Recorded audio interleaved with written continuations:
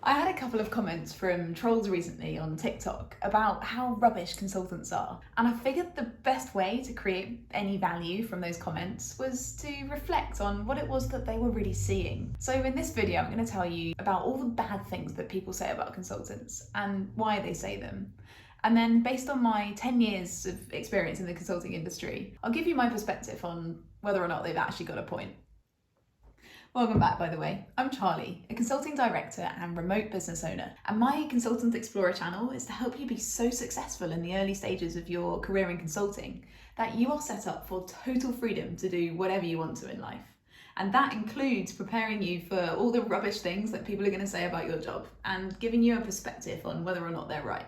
So let's get to it. The first one's got to be, consultants take your watch just to tell you the time. They literally come into your office, they interview all of your staff, they write down what those staff said, and then they present it back to you.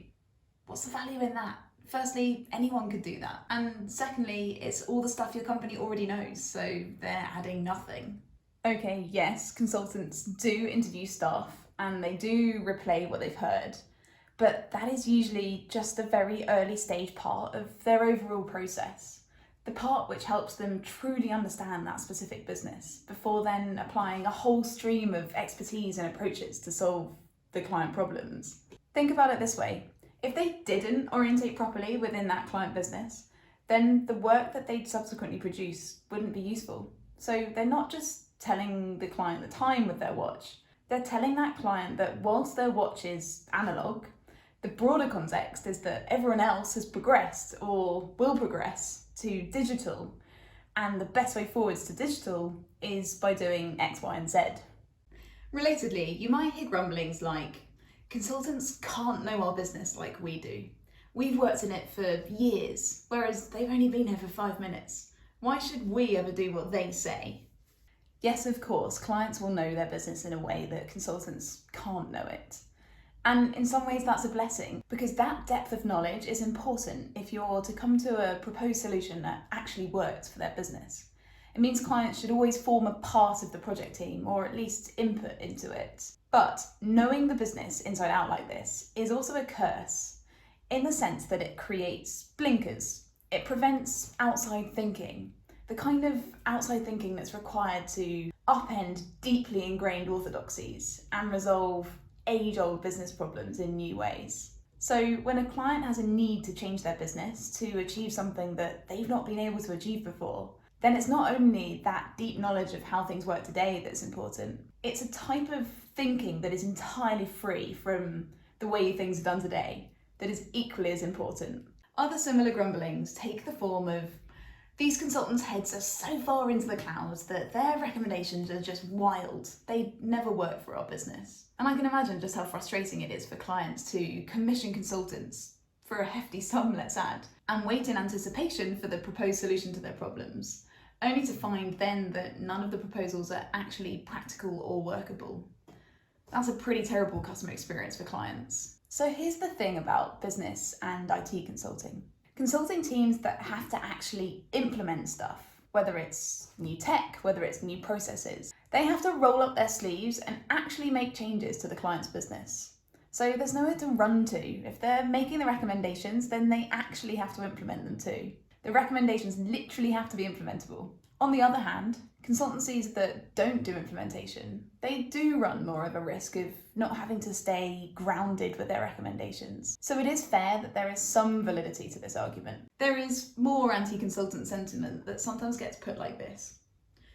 We know what we need to do and we've got all the skills we need to do it in-house, so why would we hire consultants to do it? If you're a client with a budget and some objectives, then of course you're going to want to spend that budget in the most effective way you can. And if you have all the skills in-house, then why would you pay high prices for external consultant skills instead? There is some clear logic in this one. But here's the catch.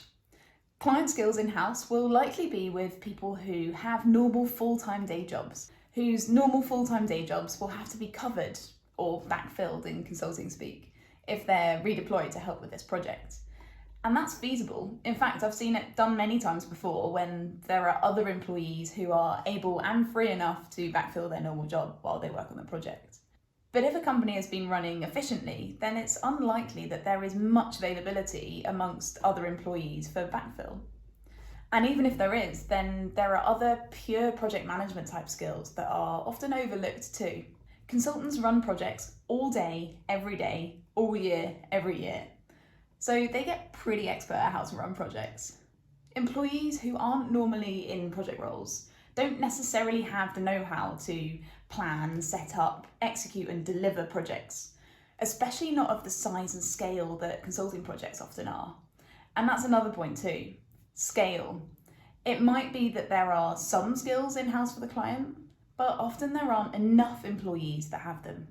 Big projects require a lot of hands, so consultants often help bolster teams for this reason. One thing I've actually said myself about other types of companies is that sales teams sell you the dream, and then when you actually try the products that you've bought, lots of sales promises are broken. You don't get what you thought you were buying. And sometimes this is said of consultants too. The A-team is rolled in to pitch and present, and then once they've won the contract, they send in people who weren't part of that pitch and present process, people with less knowledge or context. Actually, more often than not, that's not the case in consulting. Consulting, as a professional service, uniquely relies upon the employees who deliver its products to also sell its product. So more often than not, the people who pitch and present are also the people who then go on to run and work in the project team. And besides, clients often stipulate that they interview the actual project team members anyway during the sales process, which consultancies are always happy to accommodate. So then for the clients that do decide that it's time to hire consultants, here comes the next problem. Now we've got the consultants in, they'll run the project and then it will be them that know all the ins and outs of everything in the project. So when they leave, they'll take all the knowledge with them and we'll be stuck because we won't have the knowledge that we need to continue things that the project has put in place. You can just see it happening, can't you? Consultants, however, understand this risk, and so they put a lot of things in place to ensure that the knowledge is contained within the client team who will remain in place after they've gone. Whole work streams are set up to train up client employees. Whole permanent hiring efforts are designed and executed to ensure that the right new knowledge sits long-term within that client team. It's within the consultancy's best interest to ensure that the client is able to take over the operation, because if it ends up needing to staff resources into the long term, often those resources end up quitting the consultancy because the anticipated opportunity to work on lots of different projects hasn't materialised. Sometimes there are grumblings about consultants' work ethic too. They're all workaholics, is one. Well, if you're a client and you're paying for workaholic people who can't stop working for you, then it's probably not something to complain about. It's like hiring a beehive. Every individual has a job and their sole focus is getting that job done. That's how projects are delivered. Another regular one, and you've probably been waiting for this one, is consultants are way too expensive. And you know what? If there is zero value to what the consultants deliver, then this one is absolutely justified because paying anything for nothing is not okay.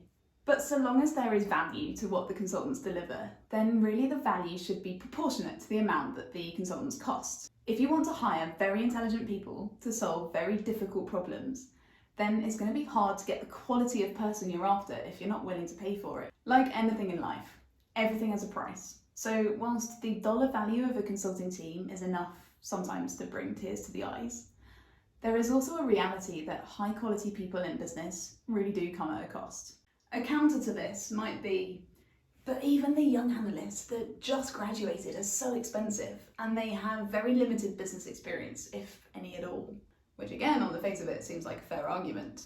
But in reality, these junior consultants are crunching through a lot of the intricate detail that senior consultants so heavily rely upon. If the senior consultants, whom clients often totally depend upon, did not have the support of these junior consultants, they'd be half as productive. And that's without even mentioning that the junior consultants hired by consultancies are often some of the brightest of their peer group across all industries. So having their input, their modern thinking, their digital savviness on the team is a real bonus and can produce some very innovative solutions to problems. Here's a personal example, by the way. When I was a junior consultant in the first few weeks of my consulting job, I was called out by a client when they said to me quite bluntly, "Do you even know how Salesforce works?" Honestly, I didn't. And I'd been thrown into the deep end in that interaction because this client had over 20 years experience with Salesforce. But only 4 years later, and I happened to be working on another project that interacted with that same client. The project had reached a stalemate because this client didn't want to approve my proposed Salesforce solution. It was only when I explained it in detail to this client that they realised that they had misunderstood how Salesforce worked. So there I was, teaching them about Salesforce with my 4 years of experience against their 24. A real turn of the tables. And decent evidence that these rip-off junior consultants who don't know enough maybe aren't such a rip-off after all.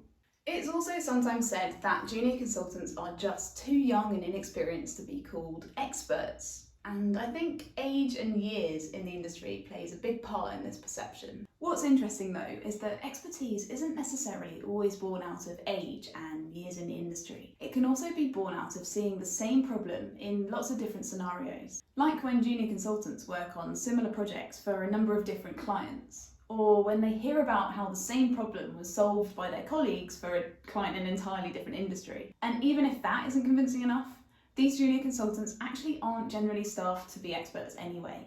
They're there to support the more senior consultants who are experts, empowering those senior consultants to operate at a higher level than they would otherwise be able to operate. And then there are the grumblings that relate to the actual output from consulting teams.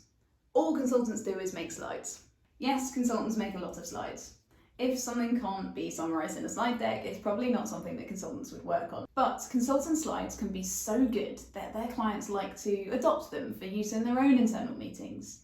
Meetings in which the consultants don't even need to be present. Because often those slides contain whole storylines, whole new learnings, whole new solutions, presented clearly and concisely in a way that everyone can understand and get on board and believe.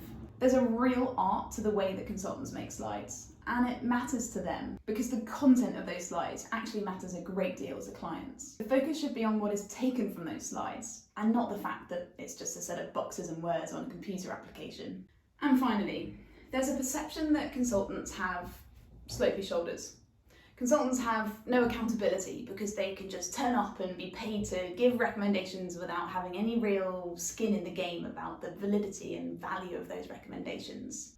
There have definitely been scenarios where consulting recommendations have not led to the value the client was looking for when it paid for consulting time. Sometimes consultants haven't understood the nuances of the specific business properly, and other times there have been restrictions actually imposed unknowingly by the client. And in order to assure the value a client will get from consulting work, consultants are starting to look at pricing their work differently.